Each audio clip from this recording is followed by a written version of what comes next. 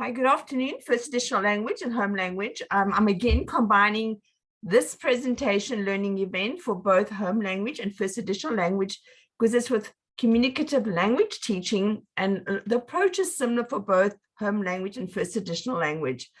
My voice might sound a bit croaky. I hope I get through it today because I've been suffering with a bit of a head cold and a chest cold, but it's not COVID.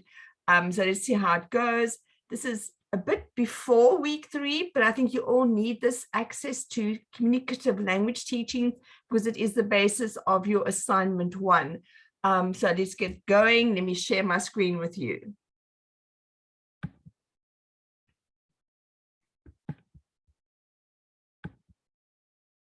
There we go, slide share. Okay, here we go. So you can see it's semester 1, week 3 for home language, but it's 3.2 for first additional language. You've already had SLA or second language acquisition, which is on how to acquire and learn a language in your second language. So you have got a double dose for week 3. Communication is the key, as you can see, and this is what happens in real learning, authentic learning.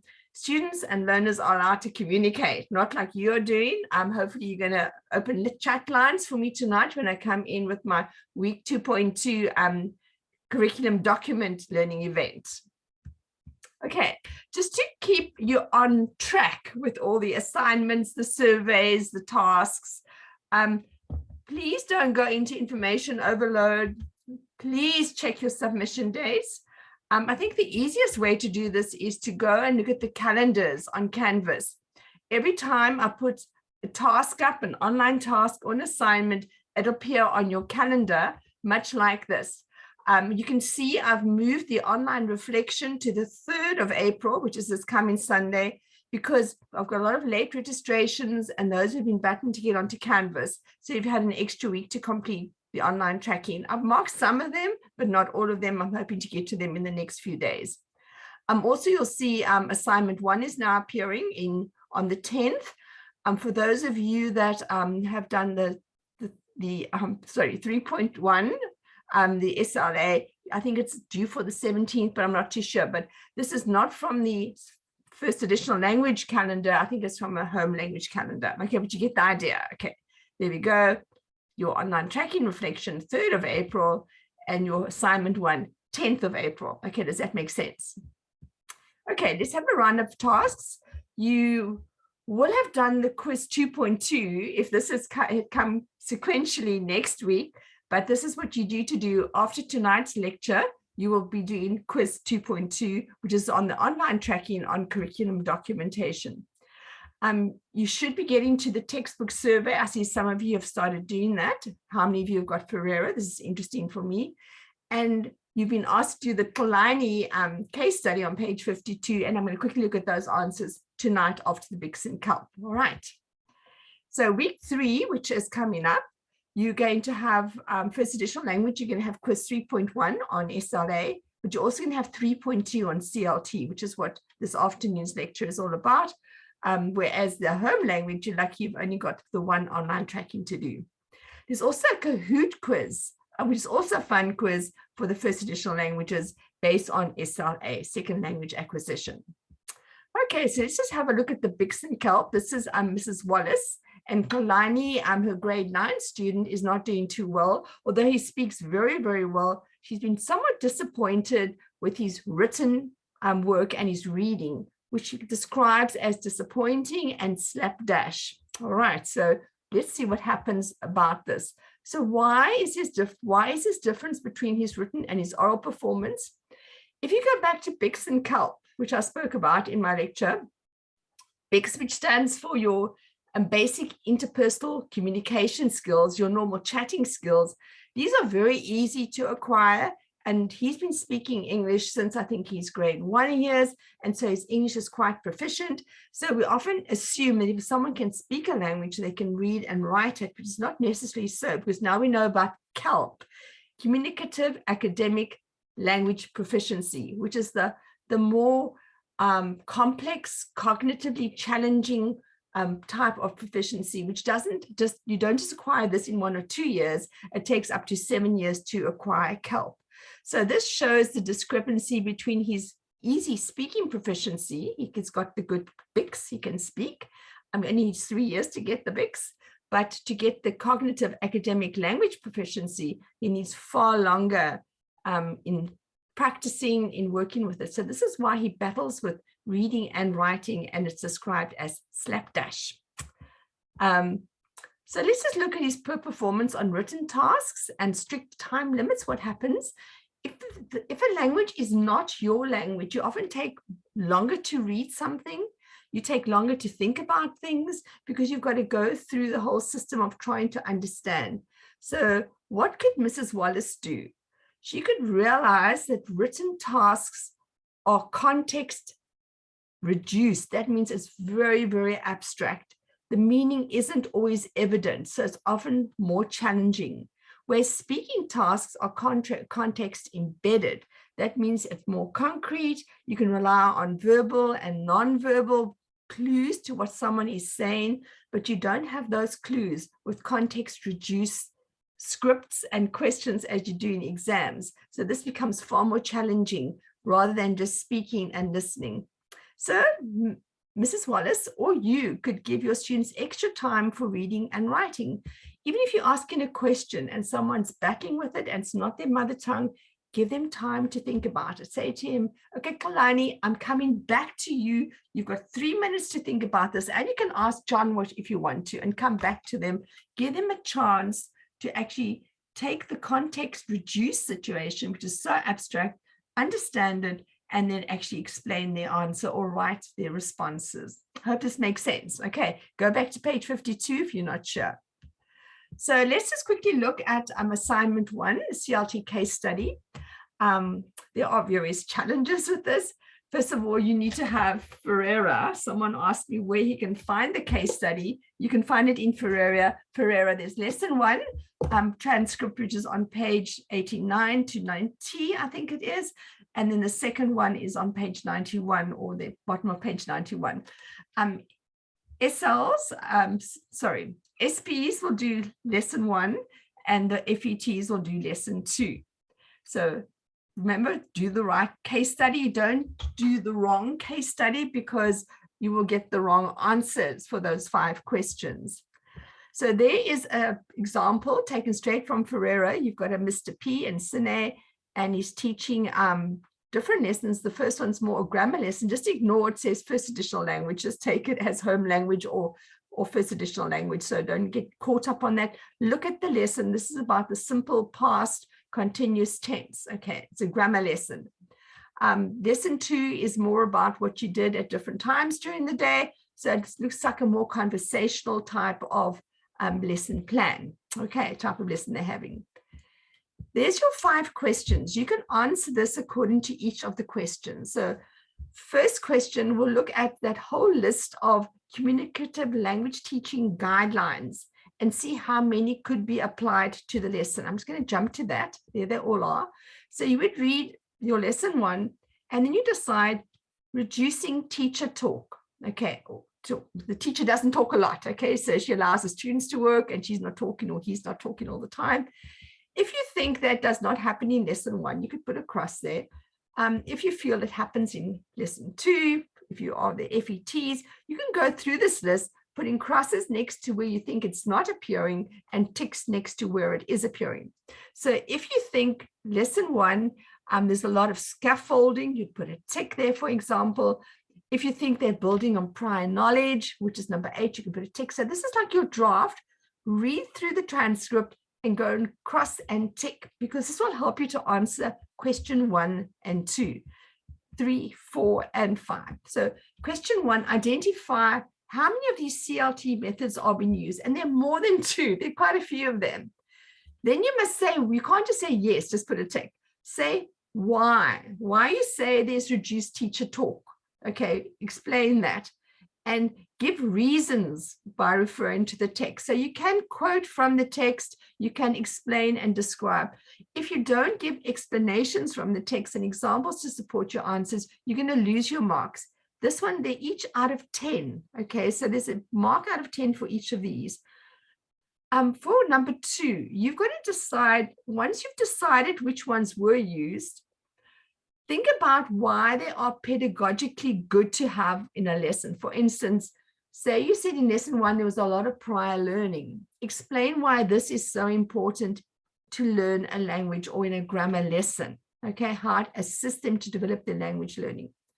Number 3 is specifically for those that you put crosses next to. Okay, if you decide there's no authentic learning in lesson 1, explain why you are saying so by referring to the text. Why is it not authentic? Or why is there no interaction? Explain it by referring to the text. Okay. Then number 4, for those that you said are not occurring, why would it be a good idea to have it in the lesson pedagogically? So for instance, in question 3, you said there's no reduced teacher talk time, and you explain why.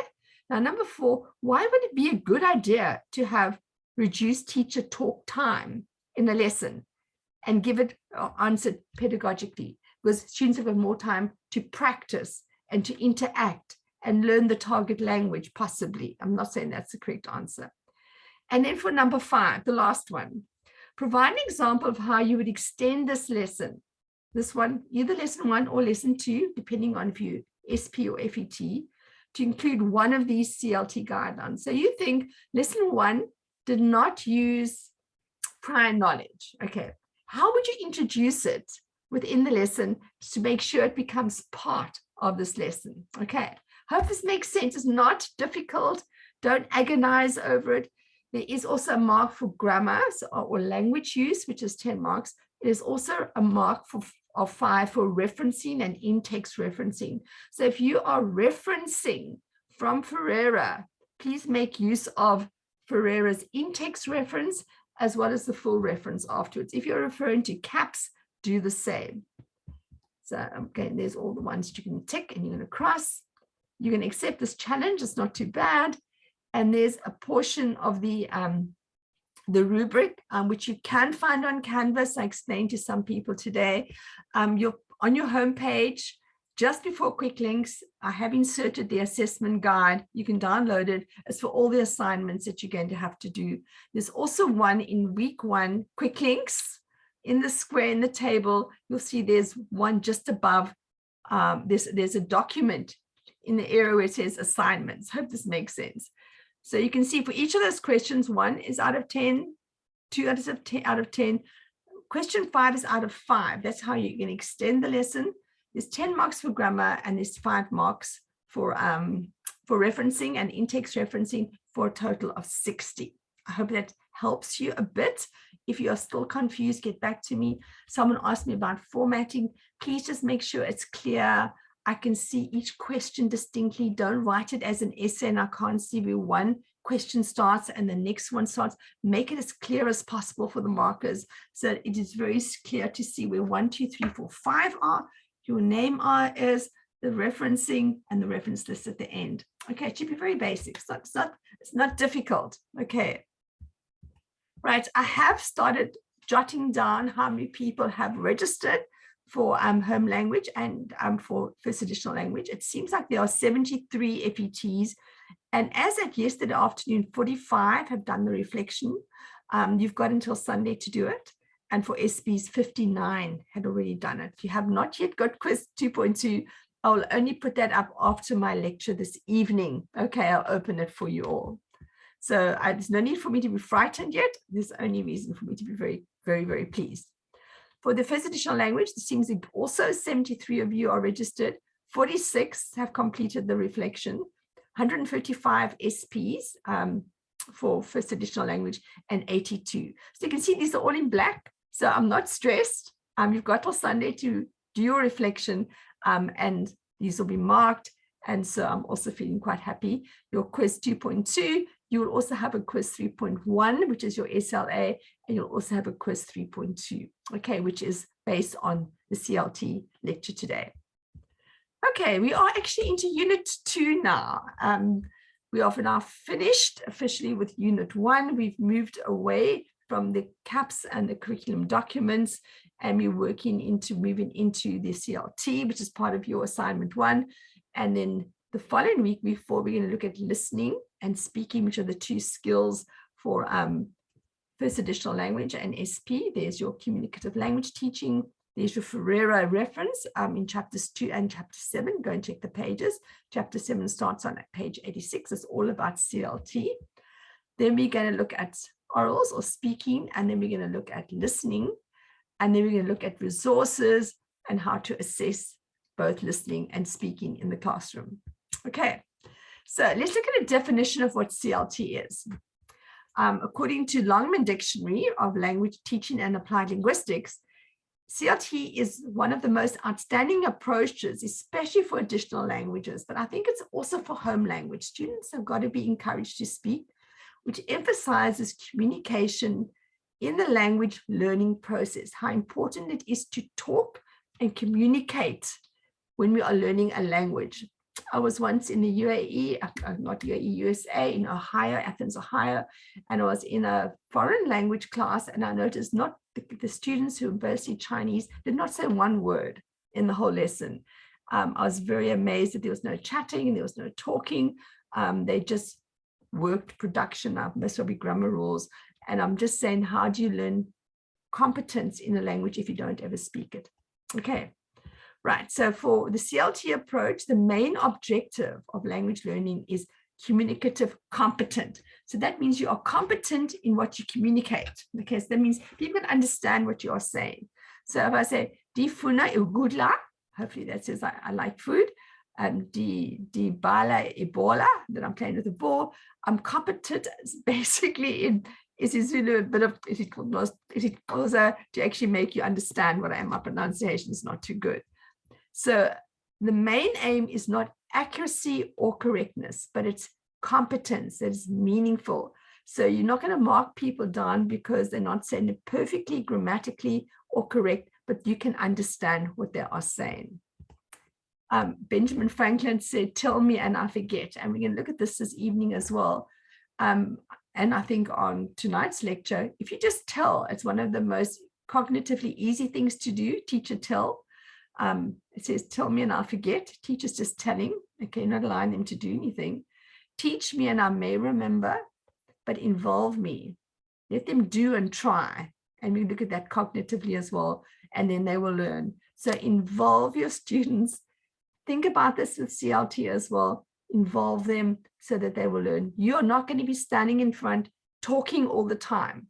That's teaching what you might think it's teaching, and they are not going to really learn. They're going to forget rather than actually involving them so they can do things and try things. Okay. Right, so let's look at the origins of CLT. The first one comes from Noam Chomsky right back in the 1960s. I don't think many of you were born at that time. I was. And he focused on competence and performance. Okay, there's Chomsky. In language learning, rather than a concern for correct grammar. So right from the 1960s, we were moving away from correctness, marking, red pens, to idea of being competent and to perform well in a language. This was continued in the 1970s with Michael Halliday, who studied how language functions are expressed through grammar. So how we express politeness. Hi, how do you do? How we use informalities, cheers, how we use formalities, how we use all kinds of different functions to convey meaning. He looked at that. So how do we speak? How do we answer questions? How do we pose questions? Then came on Delheims, and he made it even wider, this whole performance and competence, rather than he felt Chomsky's grammar linguistic was too narrow. So let's open it up more, so that we can understand what people are saying. So in the 1970s, the 1980s, they changed and they opened up the access because of the lack of success there was if people concentrated too much on grammar. So those of you that are caught up in grammar, just remember that as early as 1970 to 1980, they realized that this wasn't successful to teach language learning. So if you teach using grammar rules, isolated grammar exercises, which is unrelated to different texts and different kinds of drills, you are not going to promote language learning in your class. Okay, we're going to look next semester at contextualized language teaching. But just remember that grammar rules, top of the iceberg, soon melt away. Okay, never remembered. So teachers saw the need for grammar, for communication rather than grammar. Good grammar was no guarantee for real life communication. So even if I know perfect grammar, I say, I am going to town, but I can't say it and I can't speak properly. What is the use of knowing the grammar, the correct verb subject agreement, if I can't actually express myself? Okay. So communicative language teaching, again, conveys accuracy, meaning and of your ideas rather than accuracy and use of language, correct use of language. So we're rather looking to communicate our ideas and meaning rather than being too concerned about how accurate and correct we are when we say something. Because if I say I want bread or one bread, please, you understand me.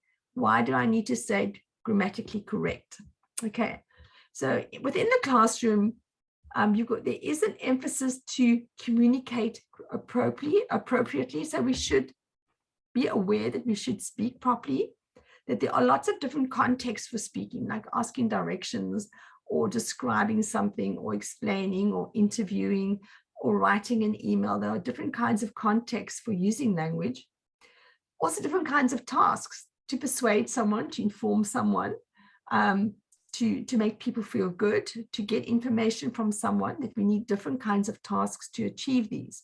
And there's also different kinds of social interaction. There's informal group work, there's more formal interaction in an interview situation, there's informal dialogue, there's drama, there's plays, there's all kinds of different ways we can have social interaction.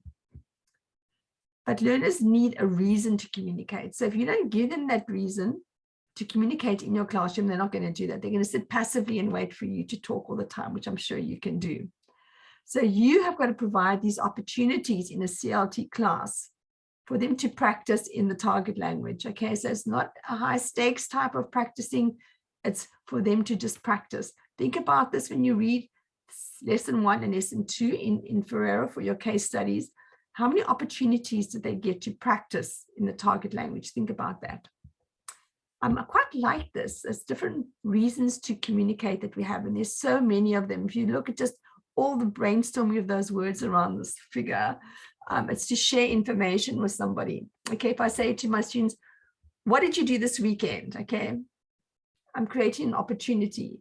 Or what do you not like? Okay, I'm creating an opportunity for communication. What does someone not know about you?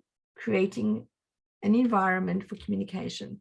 So there's complimenting somebody, telling them a story, expressing an opinion, getting attention, sharing ideas, discussing an interest. What do you do for extreme sports? Okay, I sleep. Okay, ask them questions about that.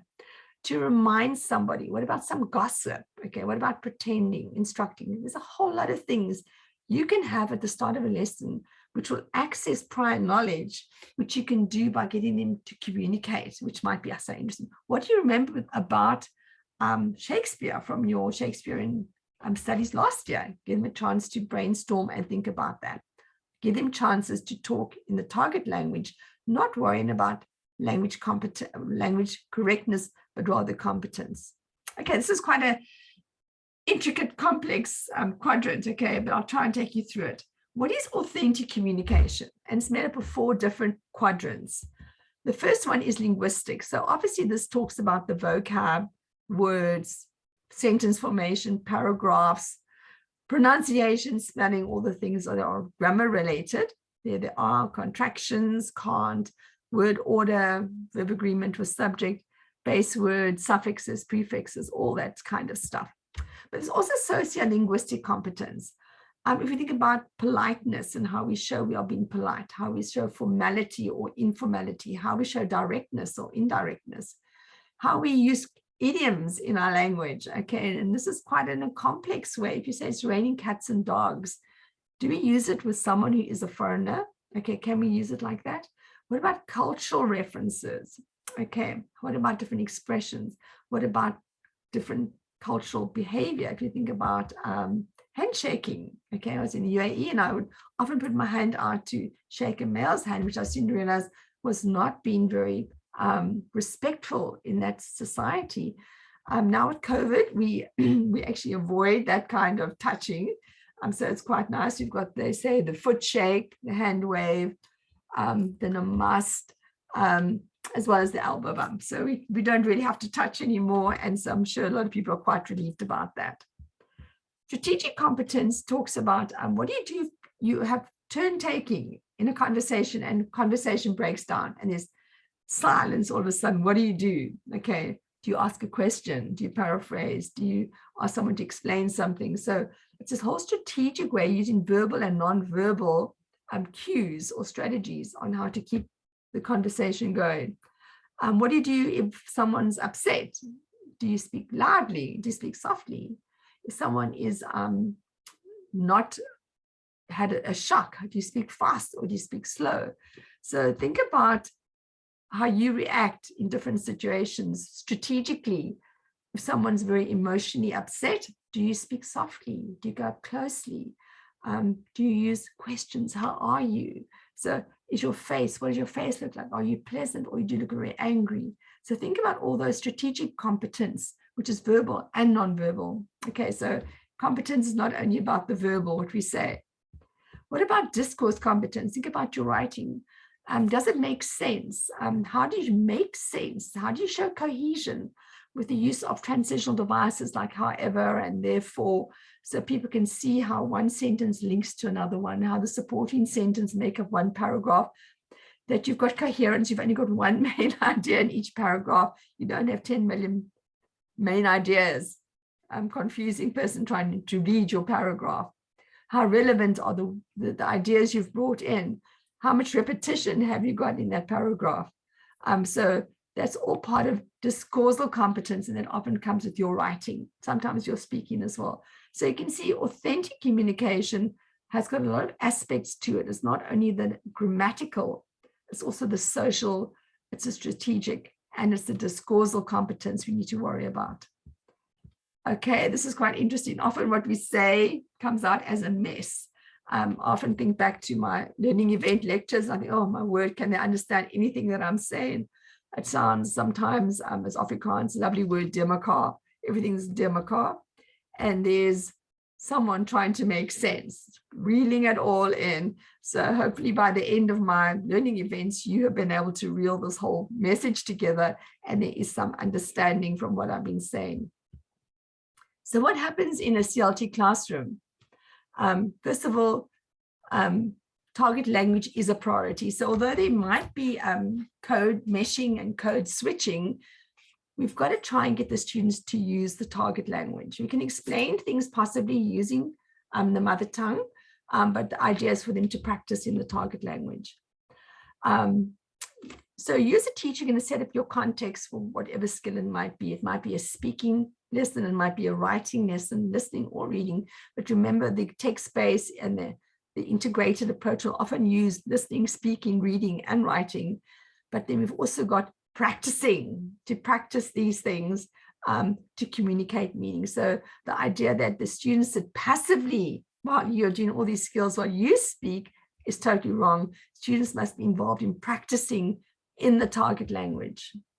Okay, you're going to give opportunities for that practice. For instance, working in pairs, groups, you are supporting, you're not taking over, doing all the talk. They say teachers talk 70% of the time and students only 19%, and this should actually be reversed. Students should speak a lot more in the class. As the student's confidence grows, the teacher can move away from supporter to facilitator, so there's more speaking and more interaction in the class. They will speak more than you will. That's a good class. The classroom, yes, will become noisy. Yes, it might. And learning will take place. Language practice will take place. Language competence will be acquired. There is a typical group work, talking. Teacher doesn't really have to be around to monitor everything. There we are, asking questions, getting everyone to respond, but still a very teacher-centered way of teaching. Or are you a bit like this, standing in the front, Mr. Autocratic? I expect you all to be independent, innovative, critical thinkers who will do exactly as I say. Okay, are you that kind of teacher who only gives them a chance to speak when you give permission? Or do you have this free for all where everybody can share the ideas in pairs, groups, or with the teacher? Right, so the teaching role is switched in the CLT classroom. It becomes learner-centered. Learners learning is more important than the teacher teaching. So don't want to hear your voice all the time. Remember that first CLT guideline, reduce teacher talk. Be conscious that you reduce your teacher talk and that you promote more learner talking. Teaching is only as good as your learners have learned. So if they walk out that class and have got no idea what they've practiced or put into practice, they've tried to do something, you're not just telling them your teaching is not very good. Okay, so you want to start with your teachers, learners must learn. So this could be challenging for teachers, but focusing on learner achievement is also satisfying and rewarding. When you walk out of that class, you know what? They know how to write an introduction. They can now do a dialogue using direct and indirect speech because they've practiced it. They know how to structure it. And you can give yourself a star then as well. Okay, what are the benefits for CLT? It increases communicative competence in the target language, which is a good thing. It increases the motivation of your students because they want to come and talk. They like to do things in your class because they're doing authentic and meaningful interaction. That's authentic. They are interviewing somebody. They are working in groups. They are designing something. They are discussing something. They are working on a report together. They are doing a survey. These are meaningful interactions. It also gives equal importance to spoken language. That is more the fluency part of it, as well as production, which is the accuracy. So it's not only about production accuracy, but it's also about fluency in how you speak. So sometimes you can speak fluently and you make a mess of what you're saying, like I often do, but that's okay as long as someone can understand what you're actually saying. But there also needs to be production accuracy, not just say it's not important, but initially it doesn't something you have to correct all the time. So these are the CLT guidelines. These are also in Ferreira. These are the ones for your assignment, 1 to 10. It talks about, I think it's on page 87 to page 89. Ferreira describes all these different guidelines. So go and read them in preparation for your assignment. Less teacher talk time. Let them find out for themselves. Use questions to elicit information and discussion. Scaffold their learning, assist them. Allow pair and group work. Is there pair and group work? A supportive atmosphere that you're not just criticizing or being harsh or shouting at them all the time. That these authentic tasks and materials, that they are meaningful and relevant to the learner. Okay. There must be things that they are interested in. Are you drawing on prior knowledge? When did they do this before? Was it in the last lesson? Was it in the previous year? Draw on that prior knowledge. You can also get them to discuss with each other. That also helps to draw on prior knowledge. Interactive, group work, pair work, vary it. Sometimes working independently, then working with somebody, then working with the class. So change the interactive patterns. Don't have them just sitting in one place all the time. And let them also monitor their own learning, peer editing, peer review, their own review. Let them go and check things. Let them check other things. So don't be the teacher that has to do everything again. I'm reiterating, this is described, these 10 guidelines are described in Ferreira, the pages just before the lesson plans, the case studies from about page 86, I think it is. What about errors? Yes, we're all worried about errors. Oops, you made an error again. And there's a little cartoon, mistakes are made, which I like to think of mistakes like this. Mistakes increase your experience, and experience decreases your mistakes. And you learn from mistakes, and others also learn from your successes and your mistakes, let me tell you. So you must learn to tolerate errors in the classroom because they are a natural outcome of developing a communicative skill. All right, so as we learn things, we are going to make errors, but as we correct them, we will learn. I've got an interesting story, which I might have shared with you, about a student who could know that, oh, was she or he. I could teach that to her till I was blue in the face, but unless it became a natural outcome, she would use the he or she pronoun incorrectly in the target language because of what happens in her own mother tongue with being he or she. So let's look at strong and weak CLT authentic communication scenarios. So if you want to teach linguistically how to express polite notions, okay, so if that was your thing, I want to teach my class how to be polite. I will teach them different words to say it, like, may I borrow your pen, please? So that's important. So we do a lot of drills on how to be polite, okay? Or, there we go, thank you. I use shopping as a means to communicate, which is more authentic. So we use shopping as the topic, and then they do a role play with somebody being the shopkeeper, somebody being the person, the client or the customer. They're in a vegetable shop, they're at Woolies, they're at Pick and Pay. Where are they? They're at a dress shop, they're at H&M. Yes, they are shopping. Which is the more authentically in terms of communication, the drilling of different polite ways to say things, or letting them role play a shopping scenario? Yes, I think we will all agree that that is authentic. It's something they can do and practice, whereas that is not, okay? It's a drill formation. As they walk out the classroom, they're going to forget about those words of politeness and how to say it, and they'll come into your class the next day and they'll forget to say thank you, okay? Right, so CLT in the classroom, if we're teaching reading, for instance, let's think about authentic communication.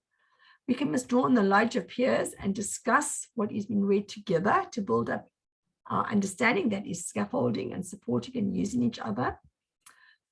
We work out the meanings from the text. The teacher doesn't stand in front and write down all the definitions on the board. They must try and work out what words mean from the actual text. Let them predict the ending, the end of a paragraph. Let them predict the end of a section. What do you think is going to happen now? What do you think happens to this person? What do you think happens to that person? Makes it fun. Let's look at advertising and writing purposes. Why are they advertising share your Coke, okay, for instance? Or why are they writing that brochure to sell houses? Let's think about the different purposes of different things we write. What about the word use in the advertisement? Why do they always use easy or healthy or cheap or beautiful in these advertisements? Why? What is the allure of those words? What about the different visual literacy images that they use? The green for conservation, the red for tragedy, the yellow for alert, okay, and different symbols for all of those, the dove. Yes, let's just think of our selfies. I think you all know what to do about that. How can we draw a knowledge of selfies within the classroom and involve everybody? Well, this is from a task. You could have a little selfie quiz, answer yes or no, and I think they also like that. It draws, it's prime knowledge. It gets you to see how much they know about selfies. Do you spend more time taking selfies than you mean to? Yes or no? So you get them to answer all yes or no's. Number 9, do you imagine everything you do as a selfie? Okay, yes or no? And then let's look at the answers. They can do this as a group or individually. If you answer 2 to 4, yes, it's time to become a bit more conscientious about when you take selfies and why you're taking them. So think about yourself. Do you take more than 2 a day? If you've answered over 4, oh, this is becoming a problem. This is bigger. This is a bigger than a display of self-love and appreciation, as is likely to be an issue here. It's time to come back to reality. Okay, so it's a good way to get them all talking about selfies. Here's an article about someone called Danny Brown, who spent 10 hours a day taking over 200 selfies of himself. He lost weight because he was worried they was looking too fat in his selfies, became such an obsession that he tried to commit suicide. So this is a reality that you could build into it, a response that they could write about something like this. They could chat about it. There's also, you can see the yellow shows different kinds of grammatical words and how it has been used, and they could choose the correct word. Yes, topical things, authentic communication. Let's talk about tablets and laptops. This whole article goes about which one should students have. This is not something you would have in a school where there's no tablets or laptops, because they could not make choices here. So you'd have to think about, when could I use this authentic communication? These were ads that I looked at from 2021. This was one of the most popular ads for Nike. As you see, I always like Nike. And says, you can't stop sport. And if you think about lockdown, when everything was stopped, saying that you can't stop sport. And the little message was, we may start from different places, but together we'll rise stronger. So the whole thing of us and helping each other within this, and with a bit of a COVID message in it, looking at the yellow, looking at the red, looking at the print, looking at all the function of the images and the writing. And again, let's look at Coke again. This is also from 2021. Open a Coke, open happiness. Okay, how's that? All we need in life is our Coke and our happiness. Discuss the color, discuss the setting, discuss the wording, discuss it looks like a beetle there on the lawn. What are we trying to say with this kind of visual? And I'm just coming back to the garden that you had to answer on analyzing an ad for the FETs. And I'm just going to highlight a few words that you mentioned in the what's it was, the answer garden. What medium was used? Did they use a billboard, a TV, a phone, a website to advertise that Coke ad, for instance? What about the picture that they used? Talk about that. Why those colors? Why the red and the greens? Why was that used? Who was included in the picture? In the Nike ad, the two sportsmen that were included, one an older, experienced athlete and maybe one a younger athlete. What is the design? What does it look like? What are the images that are used? What is the intended reaction? I think someone also had the color. What colors are used? So these are words that you've given me, the 5 activities for the FETs. I've also discussed, I think earlier in my class tonight, I'll discuss what the SPs did with the vocab building, which was also pretty good. So thanks for this. These are words that you can actually use to analyze an advertisement. Okay, what about error correction? You come back to me and say, what about error correction? Learners need to improve their form when they communicate meaning. So we must correct things, you'll say. We must correct those faults and mistakes and flaws. I've also got a little link there, blog errors in language learning. Go and click on that and see what it says in that article. But how are learners corrected? For example, if someone's sharing family information, is it important to be correct?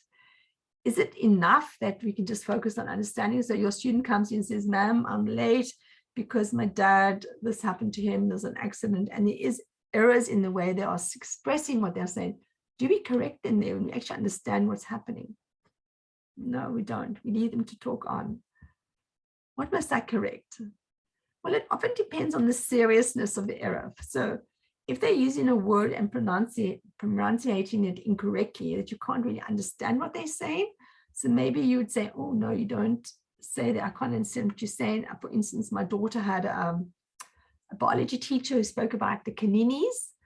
And I said to her, Nadine, I don't understand what you're talking about. And she said, no, it's the caninis. It's these teeth here. I said, no, that's your canines.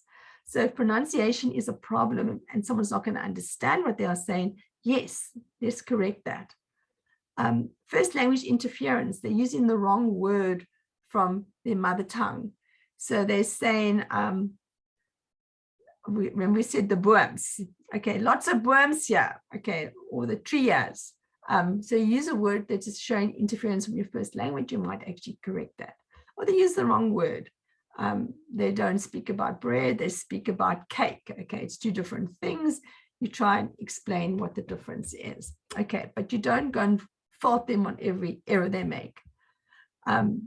If it interferes with understanding and meaning, then you can correct them. But sometimes it's best to get them to say, to work out what went wrong in what you were saying. Okay, without you always telling them what it was. Let them work it out. There's a task reflection on page 97 to 98 in Ferreira, where they give you a whole, someone is just saying, my gogo are going to town. And it gives you different strategies on how you can correct this. I'd like you to work through that and tell me what you think is the best way to correct an error, okay? Would you say, it's not is, it is not are. My gogo is going to town. Will you tell them directly? So work through them. There's 9 examples there. Work through them and say which one you think is the best way to correct that error. Also got this off Google. Don't overcorrect every single error they make. Or it's nothing worse than someone's writing something, it looks like Blood River because of all the red pen. Avoid interrupting them when they are making the effort to speak. So it's nothing worse than if I'm trying to say something and you interrupt me. It's disconcerting. Let them finish what they are saying. And if you've understood, that's fine. At least they've tried to speak. And of course, the third one is never scold them, never shout at them or show impatience or an angry face and say, oh, this is not very helpful. It's not very motivating. Remember Krashen and the effective filter. The higher the filter is, the harder it is to be motivated, the harder it is to learn another language. Okay, so be aware of your moods. Don't make them be fearful of learning English. Okay, you've also might say there's a lot of limitations within the classroom to CLT. It's only approach for second language acquisition. You might say, Marcel, please, this is only for first additional language. No, all learners benefit from this approach, CLT approach. It's an interactive teaching approach which encourages communication and competence. So who would not benefit by this approach? It focuses on speaking skills. Yes, maybe talking, meaning competently, but these can learn to reading skills, okay, and writing skills. So think about how it can meet other skills. You can only work in small classes. You can't do this. No, no, no. You can work up into classes of 100 because you can have pair share all the time. You can have little groups getting together to communicate competently together. So there's no reason just to do it in a small little class. There's no space, especially with COVID. I think Ramaphosa last night said there's no distancing at school anymore. So the 1 meter goes out the window. So you can brainstorm in groups. You can do a whole massive group and they can be saying words and someone could be writing those words up on the board. It does not develop deeper language skills for academic studies, but it does ensure more insight and reflection is required. So you can develop those more academic studies when you say to him, okay, let's just think about how we can actually develop what you've just been saying. How can we write this in a paragraph? Let's think about this. Reflection will lead to deeper academic cognitive use of language. We have to teach grammar explicitly, so we have to teach the rules. Yes, but maybe these can be introduced once they've identified the grammar structure. They know that a report can only be written in the past tense, okay? And then you can say to them, well, just go and check your tenses. Which ones are positive, are written in the present? Let's go and change them all to past tense. But I'm not going to just teach past tense. We are going to use the understanding of past tense to write a report. Or a dialogue might be only written in the present tense. And so you test it in that way, rather than the formal rules about how you write the present tense. There's also another self-reflection, page 99, just after this, the case studies. Go and check it out, self-reflecting. I like to get as many learners talking in each lesson as possible, and see if you say always, or do you say sometimes, or you say never, and then rate yourself at the end, okay? See what kind of teacher you are. Those of you who are not too sure what kind of teacher you are, be honest and check it out. Okay, that brings me to the end of my CLT learning event. I'm going to upload this on Canvas and then add in the online tracking. Next week, we go on to listening and speaking, and the online task is going to be a discussion forum. It is different for first additional language, and for SP, we'll look at listening, and FET will look at speaking. So there will be a different task for you two for next week. Keep communicating with me. Thank you to those who have been communicating with me. I've had a few little emails telling me about problems with Canvas. If you don't bring them to my attention, I don't always find out what they are, although I do have it on my app. But I've noticed that when I try and sync on my app, it doesn't actually work on the actual Canvas site. So take care, and I'll chat to you this evening when I bring you week 2.2. curriculum documentation. Okay, bye for now. There we go, listening and speaking.